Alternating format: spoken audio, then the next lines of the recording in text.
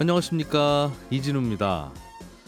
우리나라는 세계적인 반도체 강국인데요. 미국과 중국의 패권 전쟁 때문에 요즘 큰 고민을 하고 있죠. 그래도 믿을 건 반도체뿐이다라고 할 정도로 꽤 중요해서 올해 우리나라 정부의 지원책도 예상되고 있는데요.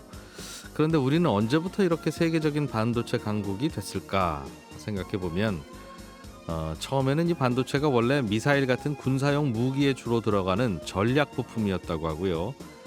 자칫하면 일어났을지도 모를 3차 대전을 반도체로 막기도 한 또 그런 사건도 있었다고 하네요. 오늘 역사 속 경제 이야기 시간에는 반도체의 역사에 관한 흥미로운 이야기 들어보겠습니다. 찬바람이 불면 생각나는 탕거리 겨울 생선이 있죠. 입이 크다고 해서 붙여진 이름 바로 대구인데요. 우리나라에서는 거제도를 중심으로 요즘 대구잡이가 한창인데 이 대구라는 생선은 바이킹의 대이동이 있었던 8세기부터 최근까지 약 1000여 년에 걸치는 동안 세계사에서 매우 중요한 역할을 했다고도 합니다. 오늘 체크리스트 시간에는 대구라는 생선의 이름을 제목으로 단 책을 함께 읽어보겠습니다. 손에 잡히는 경제 플러스 광고 듣고 시작합니다. 미국과 소련의 냉전 시대가 이어지면서 어쩌면 3차 대전이 일어날 수도 있었던 사건들이 있었습니다. 반도체 하나가 이 전쟁을 막는데 또 큰 기여를 했다지요. 이 반도체를 개발한 사람이 재미 한국과학자 강기동 박사라는 인물인데요. 이후에 우리나라 최초의 반도체 공장을 이분이 설립하기도 했습니다. 오늘 역사 속 경제 이야기 시간에는 반도체와 관련한 흥미로운 역사적 장면들을 쭉 살펴볼 텐데 역시 역사 스토리텔러 썬킴 씨와 함께합니다. 어서 오세요. 네, 새해 복 많이 받으십시오. 네, 오늘 반도체 이야기까지. 야, 썬킴 선생님이 반도체에도 일가견이 있으신지는 아니 반도체를 진짜 설계는 못하고 반도체의 역사. 그러니까 모든 거에 다 역사가 있잖아요. 그렇죠. 이 앞에는 마이크의 역사, 방송국의 역사, 커피의 역사. 아하. 그 수요가 끊이지 않는 것 같습니다. 역사의 수요는 그 직업 선택 잘한 것 같아요. 그 하나 한번 알아두면 역사는 변하지 않잖아요. 안 변하죠. 이미 지나간 일이니까. 참 재밌는 게 그 신년 모임 회를 하지 않습니까? 예. 거기에 이제 제가 나와가지고 모 대기업에서 그 앞에 신년 회를 하는데 한 15분 정도 재벌의 역사에 대해서 얘기해달라고. 아, 우리나라 재벌의 역사. 네, 직업 선택 잘한 것 같아요. 오늘은 반도체 역사예요. 이야. 그렇군요. 잠깐 또 막간을 이용해서 강의 홍보까지. 섭외는 직접 해주시면 되겠습니다. 네. 그 뭐 예산에 잘 맞춰주신다고 저렴한 가격. 저는 가성비 최고예요. 네. 그쪽 제 경쟁자가 얼마 10,000원을 부르면 저는 5,000원 해드립니다. 네. 항상 경쟁자의 반값에. 반도체 역사는 어느 장면부터 시작합니까? 반도체 역사를 뭐 처음부터 끝까지 쭉 말씀드리면 약간 시간이 모자랄 것 같고 우리나라 반도체 역사를 좀 국한해서 말씀드리겠는데 네. 우리나라 반도체 역사를 말씀드리기 위해서는 62년도에 있었던 미소 간의 쿠바 미사일 위기부터 말씀을 드려야 돼요. 이제 2차 대전 끝난 다음에 한국 전쟁 끝나고 어마무시한 냉전이 시작이 됐죠. 네. 핵무기는 미국도 그렇고 지금 러시아도 그렇고 당시 소련도 그렇고 알고 있었어요. 이거는 쓸 수 없는 무기다. 당연히 쓰면 지구 공멸이니까. 네. 그래서 이제 숫자 탄두 늘리기 경쟁을 하던 때였는데 냉전이 가장 치열했던 때 정점을 찍은 때가 62년도. 당시 미국은 존 F 케네디 대통령이고 소련은 후르시초프 서기장이었던 때였는데 뭐 시작은 미국이 먼저 했어요. 그러니까 그 당시에도 이제 대륙간 탄도미사일 ICBM이 있긴 있었지만 이게 거리가 그렇게 멀지가 않았어요. 그래가지고 미국 같은 경우에는 소련을 약간 겨냥하기 위해 가지고 어디다가 이제 그 ICBM을 설치했냐면 현 튀르키예, 터키와 알라스카 여기서 바로 공격을 날린다.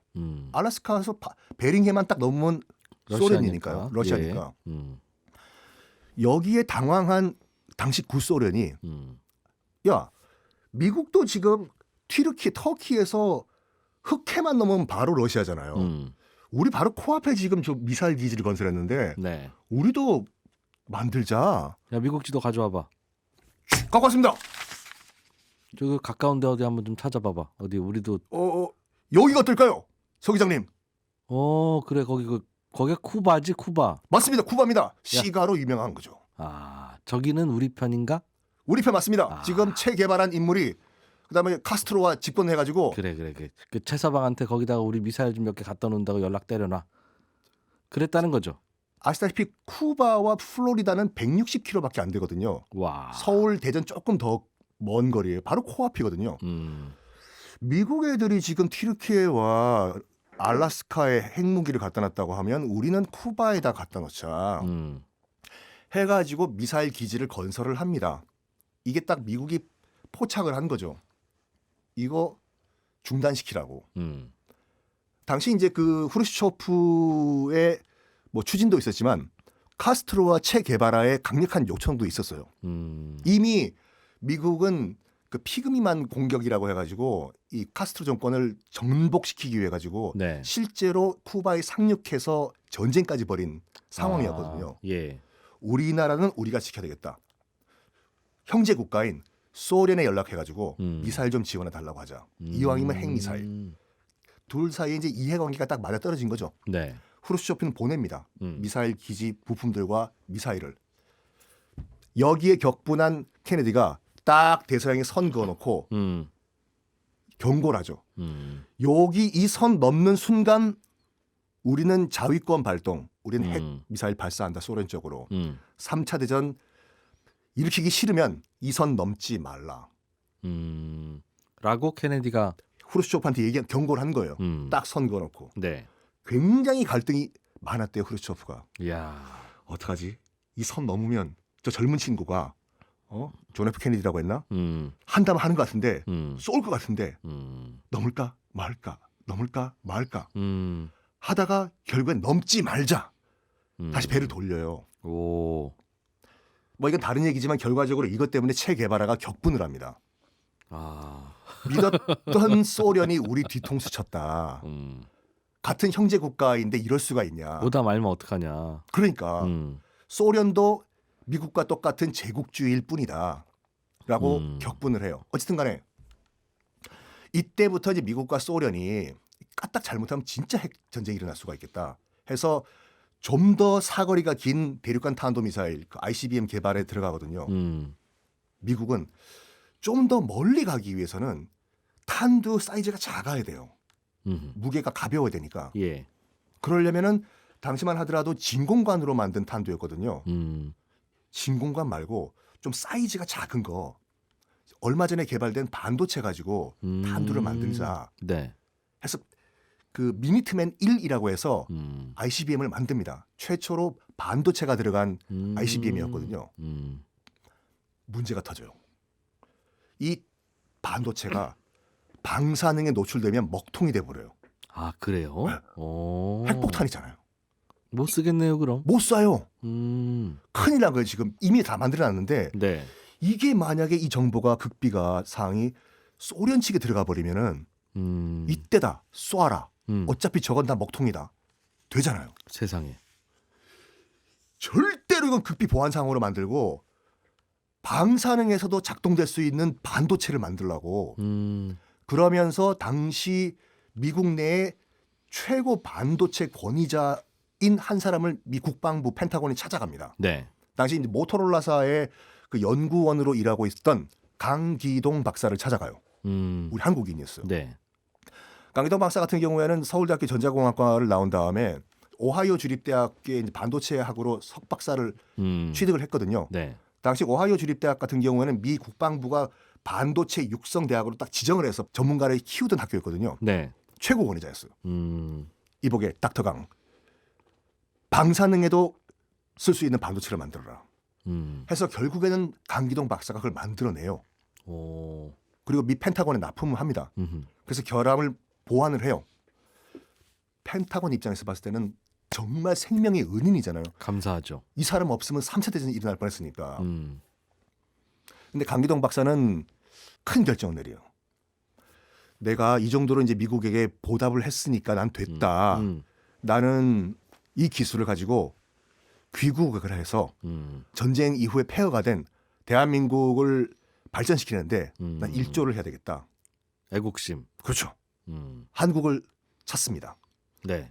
그래가지고 1974년도에 지금 그 경기도 부천에 네. 우리나라 최초의 반도체 생산 공장인 한국 반도체라는 걸 설립을 해요. 아, 이분이 예, 강기동 오, 박사가 직접 본인이 본인이 한국 반도체 부천에 네. 당시에 한국이 정부 관계자도 반도체가 뭔지도 몰랐대요. 강기동 박사가 와서 난 반도체를 생산한다고 하니까 실제 했던 발언이에요. 반도체가 먹는 거냐고. 음. 먹을 수는 없죠. 네. 굳이 맛이 없는.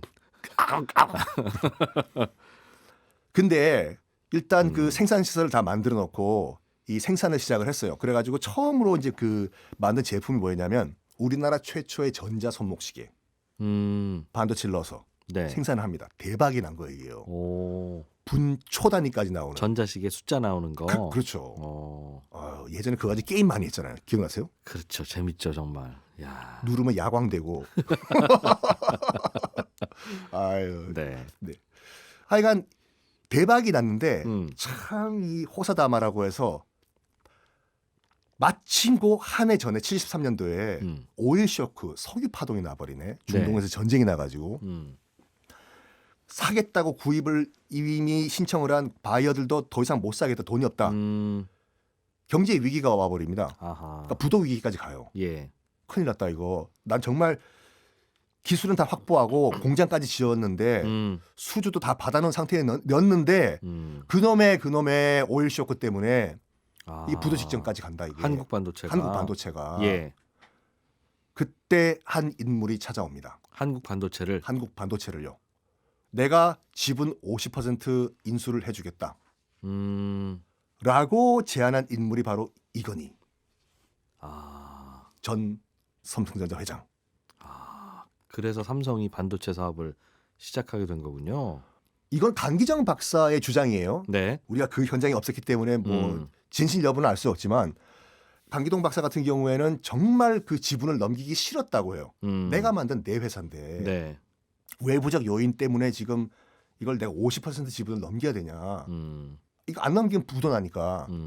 그래서 강기동 박사의 주장에 따르면은 내가 지분 50%를 넘기는 계약서에 사인을 하는 그 순간 항복 문서에 사인을 하는 것 같았다라고 본인이 얘기했어요. 와, 그분도 큰 꿈이 있으셨던 분이군요. 그렇죠.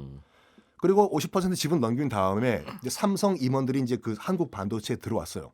들어온 다음에 이것도 강기동 박사의 주장인데 자기에 대한 약간 안 좋은 소리를 하기 시작했다. 온 분들이. 삼성에서 온 분들이. 네. 강기동 박사가 기술은 뛰어나지만 이 분야에 정말 전문가는 맞지만 경영은 못한다. 회사 운영이 힘들 것 같다.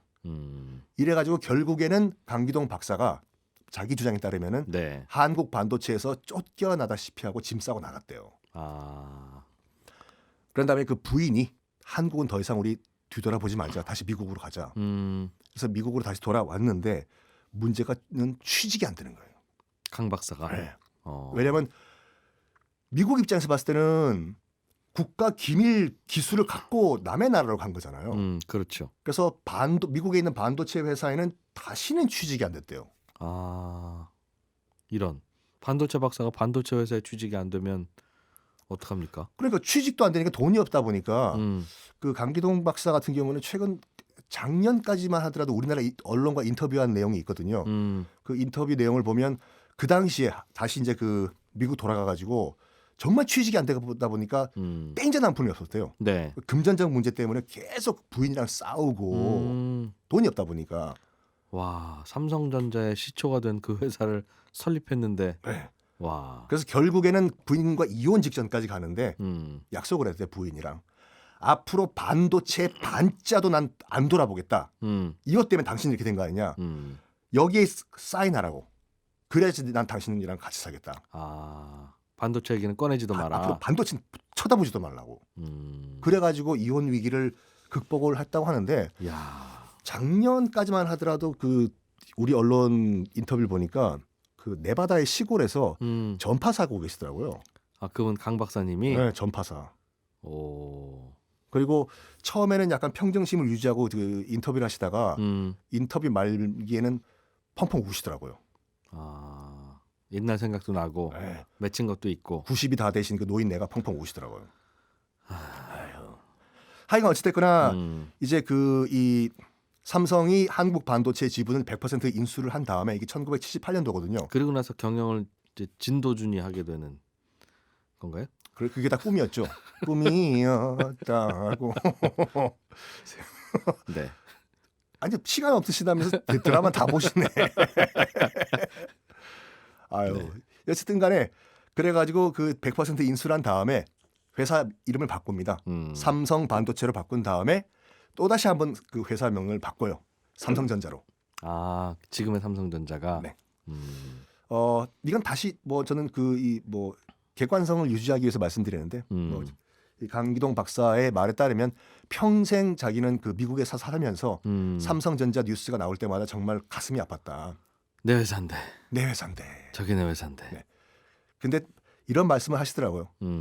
그래도 한국 경제에 큰 이바지를 했기 때문에 잘 이끌어줘서 감사하다. 뭐 또 그렇긴 하죠. 또 창업자와 또 경영자는 다를 수는 있으니까. 그렇죠. 음. 이왕 그 재벌 얘기 나온 김에 네.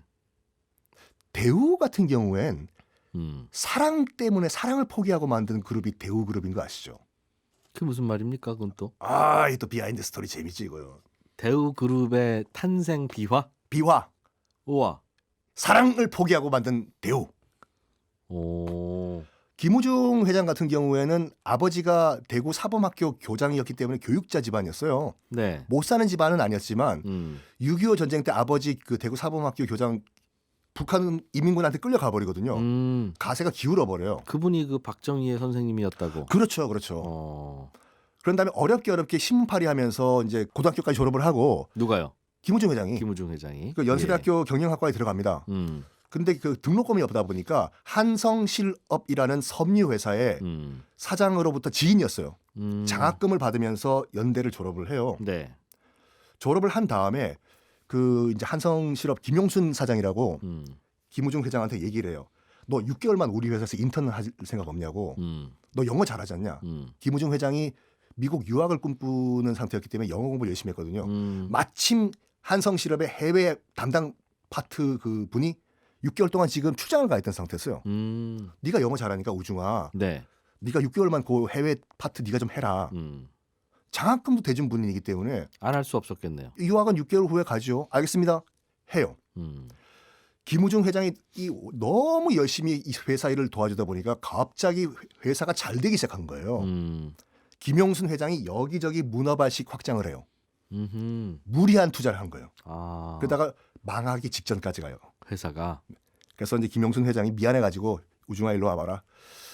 회사는 내가 알아서 키울 테니까 너 영국 유학 간다고 했지 미국으로. 자 비행기 표다. 이건 내가 줄 수 있는 마지막이다. 가라. 감사합니다. 그 비행기 표를 들고 여자친구가 런던에 있었거든요. 아하. 여자친구 만나러 런던으로 갑니다. 야, 유학을 가려는 게 아니었었네. 아이 결혼과 유학 동시에. 그게 동시에 됩니까? 알겠습니다. 힘들죠 그게 솔직히. 근데 예. 김우중 회장이 런던으로 바로 가야 되는데 이왕 가는 거 난 견문을 넓혀야 되겠다. 홍콩, 싱가포르, 필리핀, 태국, 동남아를 한 바퀴 돌아요. 경유하는 비행기표를 끊었나 보네요. 그런 다음에 각국에 있는 자기 섬유 회사에서 6개월 일했잖아요. 네. 각국에 있는 섬유 공장들을 겨냥을 해요. 간 김에. 근데 한국에서 생산하는 그 기계와 동남아 기계가 똑같은 기계인 거예요. 당시는 동남아가 우리나라보다 훨씬 잘 사는 때이기 때문에 그러면 우리나라가 인건비가 훨씬 싸기 때문에 우리나라에서의 섬유 제품을 똑같은 거 찍어서 팔면은 우리가 되겠네 해서 사장 허락도 없이 네. 오다를 따요. 싱가포르, 필리핀에서. 야 이거 우리가 만들어줄 수 있는데 우리가 만들어오면 살래? 이렇게 해서 우리가 반값에 이거 만들어줄 테니까 사라고.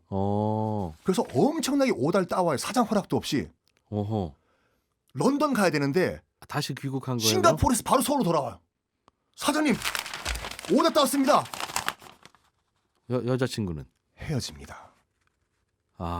그때 휴대폰도 없고 이메일도 없으니 하염없이 기다리겠네요. 여자친구는 하필 로마에서 기다렸대요. 로마에서 만나자 중간에서. 몇 월 며칠도 없이? 없이요. 그래서 김우중 회장의 젊은이들 그렇게 아니 몇 월 며칠은 정해놔야지. 나 참. 야 역시 사랑꾼이야 우리 기자님. 그래서 김우중 회장의 자서전 보면은 맨 첫 챕터가 그거예요. 사랑을 포기하고 만든 대우. 자서전에 그 얘기가 나와요? 사랑을 포기하고 만든 야, 대우라고. 사모님께서도 같이 읽으셨을 텐데 그래서 많이 각색을 하긴 했겠네요. 사모님한테는 금서였지 않을까. 아, 그래서 네. 다시 돌아왔군요. 한국 반도체의 유래와 또 대우그룹과 사랑 이야기까지 역사 스토리텔러 손킴 씨와 함께했습니다. 고맙습니다. 감사합니다. 예, 저희는 1부 여기서 잠깐 마무리하고 2부로 이어가겠습니다. 날씨가 쌀쌀하니까 끼니 때마다 뜨끈한 국물들이 계속 떠오르죠. 요즘 같은 날씨에 칼칼하고 뽀얀 대구탕 한 그릇 하면 얼었던 몸이 녹고 속도 풀릴 것 같은데 아주 괜찮은 식사거리가 되어 있는 대구가 이게 역사적으로 거슬러 올라가 보면 유럽인들이 굳이 저 먼 아메리카 대륙을 찾아갔던 아주 중요한 이유 중에 하나였다고 해요. 그뿐만 아니라 거슬러 올라가면 미국의 경제 성장에도 이 대구라는 생선이 매우 중요한 역할까지 했다고 하는데 오늘 체크리스트 시간에는 대구라는 생선에 얽힌 세계사를 담은 책 대구라는 책을 함께 읽어보겠습니다. 남국민 북칼럼니스트 나오셨네요. 어서 오십시오. 예, 안녕하세요. 예, 책 제목이 대구예요? 예, 맞습니다. 그 생선 대구. 생선 대구입니다. 이게 뭐 세계적으로 꽤 유명한 생선인가 봐요. 우리나라에서만 먹는 게 아니라. 전 세계적으로 굉장히 인기가 많은 생선인데요. 예. 그러니까 이게 한국에서는 명태가 주로 친숙하죠. 예전에 예. 동해바다에서 많이 잡혔으니까 이 명태의 사촌쯤 되는 생선인데요. 오늘 얘기할 주인공은 우리가 익숙한 대구보다는 훨씬 더 크고 맛있다고 합니다. 먹어본 분들의 얘기에 따르면 그런 대서양 대구의 이야기입니다. 아, 서양 대구는 우리나라 대구보다 훨씬 커요? 그러니까 우리나라가 있는 대구들은 북태평양 대구들이고 예. 대서양 쪽에 잡히는 건 대서양 대구인데 아, 그게 훨씬 더 실하다. 그게 더 크고 맛이 있다고 전해지고 있습니다. 야, 저는 우리나라 대구도 꽤 맛있던데. 그러니까 얼마나 맛있는지 얼마나 궁금하죠. 맛있길래? 네. 그런데 이 대서양 대구가 역사 경제 얘기를 하는데 갑자기 왜 대구 얘기인가 싶잖아요. 근데 이게 뜬금없다 생각할 수 있지만 서양에서는 이 대구를 둘러싼 역사가 1000년이 넘습니다. 이게 이 얘기를 담은 책이 대구라는 책인데 네. 작가가 마크 쿨란스키라는 저널리스트인데요. 직업이 요리사, 여기서부터 어부, 항만 노동자까지 독특한 분이에요. 그러니까 어부도 하고 이런 분이니까 이 물고기를 잘 아시는 거죠. 그러네요. 항만 노동자, 어부, 요리사. 예. 면 뭐 대구 요리 많이 해 드셨겠네요. 그래서 심지어 이 책에는 대구 레시피까지 부록으로 들어있을. 하여튼 뭐 그런 생선인 건 우리도 아는데 네. 그게 이게 뭐 잠깐 말씀도 드렸습니다만 유럽인들이 미국을 진출하는 중요한 이유가 됐고 지금 오늘날의 미국을 만들어낸 주인공이 사실은 거슬러 올라가 보면 이 대구다. 예, 맞습니다. 그게 어떻게 연관이 되는 이야기인데 그래요? 처음에 질문을 드리면서 시작하게 네. 아메리카 대륙을 최초로 발견한 유럽인 하면 보통 누구를 떠올리죠? 콜럼부스인가요? 그렇죠. 네. 보통 콜럼버스를 예. 생각하잖아요. 예. 그런데 요즘에 나오는 많은 연구에 따르면 콜럼버스는 1452년쯤에 이제 예. 가거든요. 그거보다 훨씬 앞서가지고 500년 전에 간 유럽인이 있다는 거예요. 그게 누구냐면 아이슬란드의 모험가인 레이프 에이릭손이라는 모험가인데요. 네. 이 바이킹이 먼저 북아메리카에 도착했다. 그게 985년쯤이라고 지금 추정을 하고 있습니다. 근데 내가 거기 갔다 온 게 북아메리카인지 아닌지 뭐 잘 갔다 왔는지 네. 거기에 무슨 가서 깃발 꽂고 온 거 아닌데 네. 어떻게 알죠? 그러니까 이쪽의 동네에서 역사책에 기록된 건 아닌데 예. 이제 구전된 노래가 있었어요. 근데 그 노래가 이제 내용이 뭐 어느 섬을 지나가지고 큰 섬을 또 지나서 어느 방향으로 얼마큼 갔더니 평평하고 넓은 바위의 땅이 나왔더라. 뭐 이런 내용이 나온 거예요. 네. 근데 그 내용의 노래를 추측을 해보니까 여기는 아이슬란드, 그 다음에 그린란드를 말한 거고, 그 다음에 넓은 바위의 땅은 그 캐나다 북동부에 뉴펀들랜드라는 넓은 땅이 있거든요. 굉장히 예. 황량하고 바위로만 이어진 땅인데 넓은 바위의 땅이에요. 예, 여기가 정확히 맞다는 거예요. 근데 사실 이런 구전 내용으로는 부족하잖아요. 그래서 많은 연구가 이루어졌는데 실제로 이 추정했던 지역에서 그때쯤에 나온 바이킹 유물들이 막 나옵니다. 아, 진짜 유럽의 바이킹들이 여기 왔었구나. 네. 그래서 이런저런 측정 같은 걸 해보니까 진짜 이 시기에 바이킹이 왔었다라는 게 밝혀진 거죠. 그러면은 콜럼버스는 사실 500년 정도 지각을 한 겁니다. 늦게. 네. 그때는 그럼 그분들은 왜 굳이 거기까지 갔을까요? 그러니까 역사를 조금 아는 분들은 이 내용까지 많이들 아세요. 근데 말씀대로 도대체 왜 추운 거기까지 갔을까? 그 아이슬란드, 그린란드, 캐나다 북동문 다 춥잖아요. 예. 근데 그 간 이유가 이 대구를 따라서 갔다는 겁니다. 대구 잡으러? 네. 아. 아이슬란드는 지금은 금융중심지지만 예전에는 대구로 먹고 살았거든요. 그 주변이 어장이 굉장히 좋기로 유명하고 이 대구가 그 한류성 어종, 그러니까 추운 바다에 사는 애들이라서 따라가야 되는구나. 예. 추운 바다로. 그래서 어장을 따라가다 보니까 그린란드까지 갔고 그린란드에서 더 좋은 어장을 찾아가다 보니까 캐나다 앞에까지 갔다는 거죠. 굳이 대구를 먹었어야 됩니까? 그냥 바다에 대구 다 잡았으면 뭐 꼴뚜기도 먹고 뭐 명태도 먹고 골고루 먹으면 되지. 근데 이 대구가 그럼 도대체 얼마나 좋길래 예. 여길 따라서 신대륙까지 갔느냐 싶잖아요. 일단 대구가 거의 단백질 덩어리 그 자체인데요. 체지방, 그러니까 지방이 전체에서 차지한 비율이 0.3%라고 합니다. 제가 보통 한 20% 정도 체지방률이 있는데, 그러니까 온 몸 자체가 그냥 단백질 덩어리다. 단백질로만 예. 더 이상 뺄 지방이 없는. 예. 그리고 이제 물고기 중에서도 유별나게 이제 단백질 함량이 높은 거고 크기가 거의 1.5m 정도라고 해요. 네. 그러니까 사람이 들으면은 들기도 힘들 정도의 큰 물고기고 개체수가 굉장히 많았다고 합니다. 당시에 거의 물반 고기반, 진짜 말 그대로 물반 고기반이었다고 합니다. 그러니까 어떻게 잡았냐면 그냥 막 낚시줄 던지기만 하면 올라올 뿐더러 양동이만 넣고 흔들어도 잡힌다. 네. 할 정도로 많다 보니까 이 당시에 먹을 게 부족했잖아요. 특히 단백질이나 지금이나 비싼 영양소다 보니까 이 대구를 잡는 게 굉장히 중요한 그 영양 자원이었다는 겁니다. 그래서 이거를 따라가다 보니까 좋은 어장, 지금 가장 좋은 어장 캐나다 앞쪽이거든요. 네. 거기까지 흘러 들어간 피쉬 로드가 있었다. 이 얘기입니다. 그럼 그렇게 멀리 가서 잡아왔으면 원가도 많이 들었겠어요. 맞습니다. 당시에는 어떻게 잡아갔냐면은 그 이제 보통 이제 그 스톡홀름이나 이런 그 북유럽 쪽에가 본 거지가 있잖아요. 바이킹이니까 네. 거기서 아이슬란드를 갔다가 그린란드까지 갔다가 다시 캐나다까지 가는 원양 어업을 한 거예요. 지금으로 치면. 그러네요. 그래서 이제 한가득 잡은 다음에 이것들을 어떻게 했냐면은 처음에 힌트가 있었던 게 그 노래에서 네. 넓은 바위의 땅이 있다고 했잖아요. 네. 거기다가 잡은 대구들 다 널어놓고 말려요? 말립니다. 염장을 해가지고 소금을 왕창 뿌려서 염장해서 말리기 좋은 아주 넓은 바위가 있었구나. 맞습니다. 그 바위가 아주 덕장 역할을 한 거죠. 거기다 넓게 퍼뜨려 놓고 빳빳하게 말리면 아까 말씀드린 것 중에 단백질 거의 100%라고 했잖아요. 네. 거의 육포가 되는 거예요. 어포죠, 어포. 그러네요. 그렇게 해놓으면 상하지도 않는, 특히 물기가 다 빠져서 배 한가득 실을 수 있었던 거죠. 네. 그거를 왕창 싣고 돌아오면 이제 원양 어업에서 돌아와서 떼돈을 버는 그런 구조였던 겁니다. 많이도 잡혔나 봅니다. 그렇게 넓은 바위에다가 늘어놓고. 굉장히 많이 잡혔다고 해요. 그 당시에 그냥 그냥 한 번은 그물만 던지면 왕창 잡히는 그런 생선이었다고 합니다. 그렇게 해서 말려서 유럽에 갖고 와서 팔아서 또 돈을 벌고. 네. 뭐 쉬운 아주 괜찮은 사업이었네요. 짭짤한 사업. 괜찮은 사업이라 가지고 그러면 왜 역사책에는 콜럼버스가 1등으로 기록됐냐 하면 바이킹들이 이거 우리 땅이야 뭐 이렇게 역사책에도 쓰고 해야 됐었잖아요. 그러니까 왜 그랬냐 추측을 해볼 건데 그분들에게는 이게 산업 기밀이었던 거죠. 뭘까요? 그 어장의 위치가.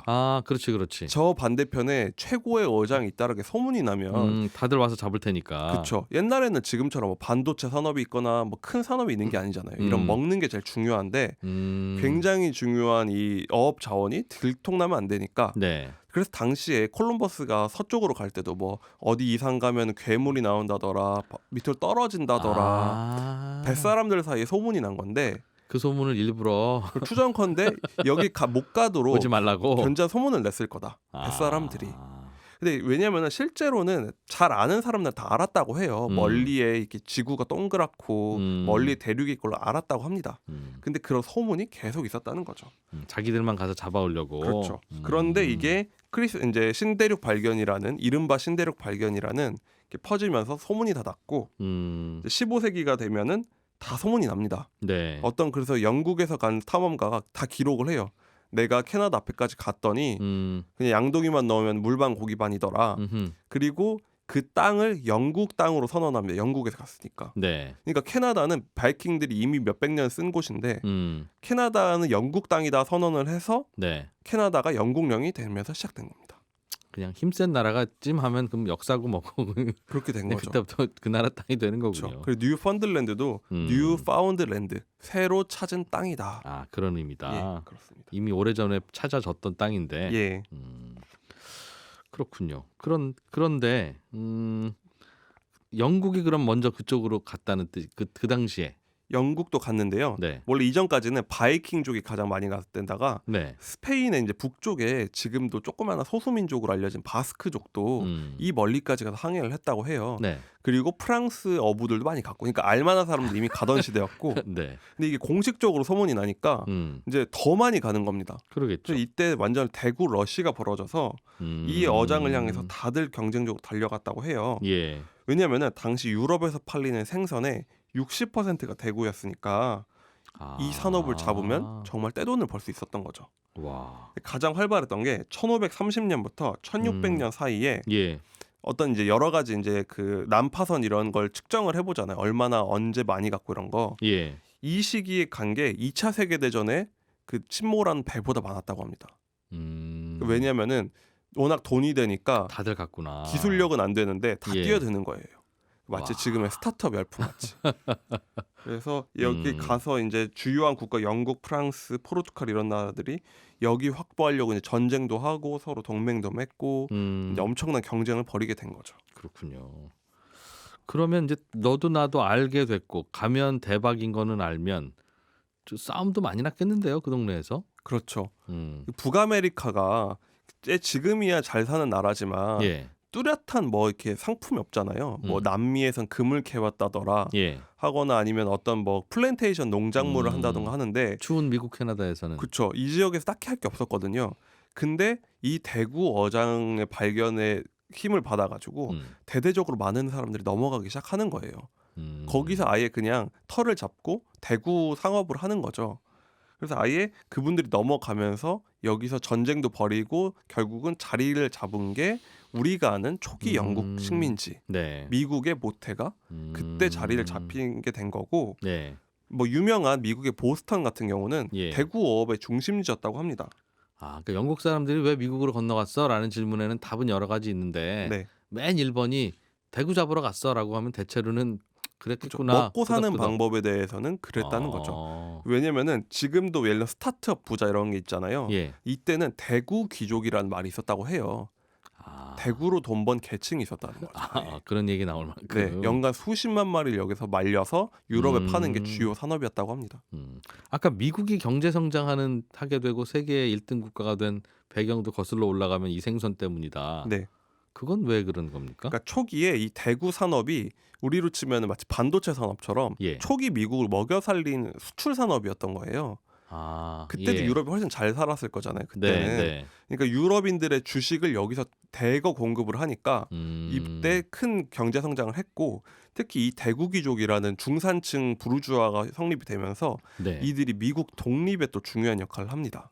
아, 그렇게 해서 돈 번 사람들이 모여서 영국이랑 한판 붙는. 불만인 거죠. 이제 관세 같은 것도 물리고 자꾸 자기들을 차별하고 이러는 거에 대해서 네. 돈이 어느 정도 있으니까 이거 우리가 그냥 뒤엎자 이렇게 됐다는 건데 유명한 게 미국에서 그 교과서 많이 나온 보스턴 차 사건이라고 있는데 예. 이제 어떤 인디언으로 분장하는 남자들이 뭐 영국의 보스턴 항해에 들어온 차를 바다에 버렸다. 네. 근데 이거를 주동한 게 이 대구 귀족의 아들들이었다는 거예요. 자식들 이런 사람들이었다는 거예요. 영국이랑 감정이 슬슬 안 좋아지는 그렇죠. 돈 꽤나 있는 집안의 자제들이. 예, 이들이 주도했다는 거고 특히 그래서 왜 그 증거가 뭐냐면 영국이랑 미국이 협상을 하는데 주요한 쟁점이 그 캐나다 앞에 조업권이었다고 합니다.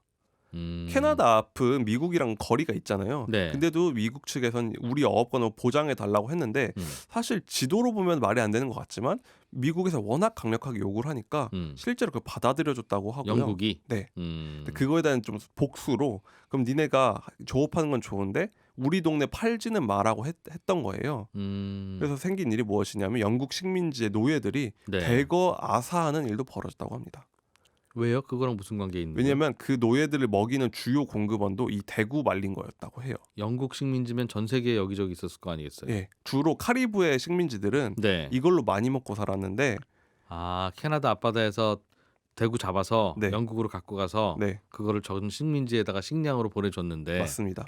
그게 주요 수입원이었는데 영국이 복수하려고 끊었잖아요. 미국 보고 못 팔게 네, 자기 발등 찍은 거네요. 그럼. 그렇죠. 그랬더니 노예가 15,000명이나 죽었다고 합니다. 아, 영국도 정신 없었구나. 그렇죠. 뭐 자기들이 물론 필요해서 수입해 간 건데. 얼마나 화가 났으면 그랬겠냐마는 피해를 와. 입은 거죠, 말하자면. 그렇군요. 야, 이게 예전에는 요즘 전 세계가 싸우는 건 사실은 석유 때문이었다면서요. 최근 100년은. 그렇죠. 예. 뭔가 인류의 중요한 자원을 놓고는 항상 싸우는데 네. 그보다 더 오래 거슬러 가면 금 때문에 싸우고. 네. 대구가 이렇게 중요한 자원이었으면 이것 때문에도 뭐 큰 싸움도 많이 났겠어요. 굉장히 많이 싸움이 난 건데 대표적으로 작은 나라 싸움이 아니라 영국이랑 아이슬란드가 20세기에 들어서도 3번이나 전쟁을 치르기도 했어요. 예. 이렇게 이렇게 된 이유가 뭐냐면 하도 오래 잡다 보니까 그 대구가 드디어 씨가 마르기 시작합니다. 19세기에 이르기부터는. 어떻게 잡았는데? 그러니까 그 전까지는 그냥 이렇게 그 낚싯줄 하나 던져서 건져 올리고 이런 전통적인 방법이었는데 이때는 산업화가 이루어지니까 배가 출력이 좋아지고 막 그물도 막 던져가지고 그냥 쌍끌이 여선이라고 하죠. 배 2대가 있고 큰 어망을 서로 잡은 다음에 네. 훑고 지나가는 거예요.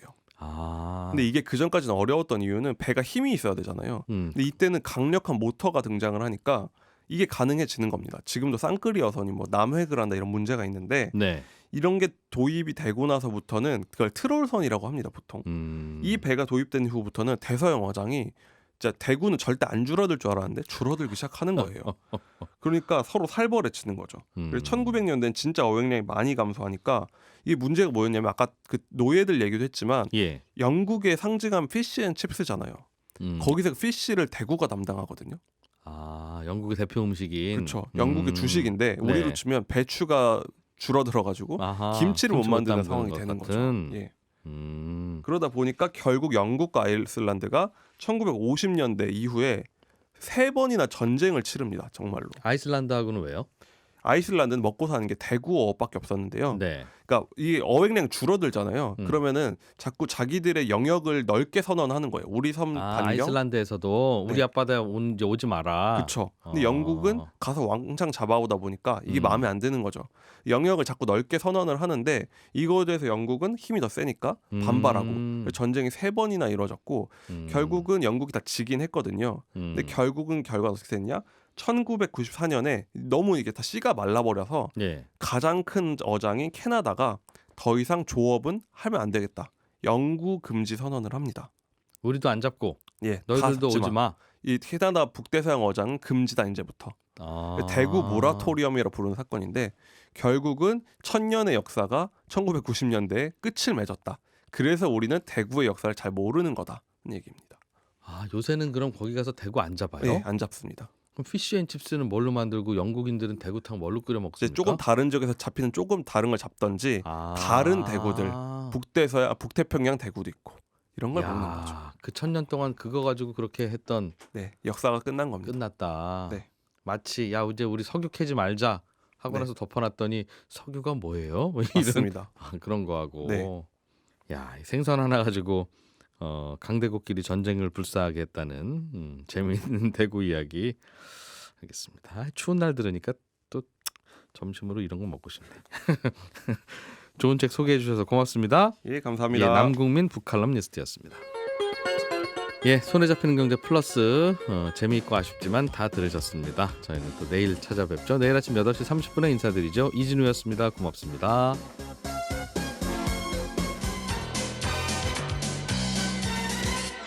더 깊고 더 재미있는 경제 이야기. 이진우의 손에 잡히는 경제 플러스.